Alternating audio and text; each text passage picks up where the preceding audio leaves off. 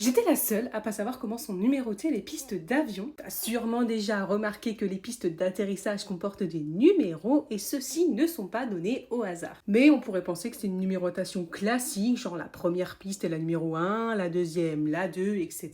Mais pas du tout. Alors comment sont obtenus ces numéros? Eh bien en réalité, ces numéros sont basés sur l'orientation géographique des pistes. Les numéros des pistes d'avion sont basés sur leur orientation par rapport au nord magnétique. On prend l'angle de la piste, on le divise par 10 et puis on arrondit. Par exemple, une piste orientée à 180 degrés sera la piste 18 et une piste orientée à 90 degrés sera la piste 09. Et comme une piste peut être utilisée dans les deux sens, elle a toujours deux numéros séparés de 180 degrés. Cela correspond aux deux extrémités de la piste. Si une piste est orientée à 90 degrés dans un sens, donc ce sera la piste 09, elle sera orientée à 270 degrés dans l'autre sens, donc ce sera la piste 27, car l'autre extrémité est toujours à 180 degrés de différence. Et dans les grands aéroports, quand il y a plusieurs pistes parallèles, on ajoute des lettres pour les différencier. Et là, pas de complication. L, donc left pour gauche, R, right pour droite,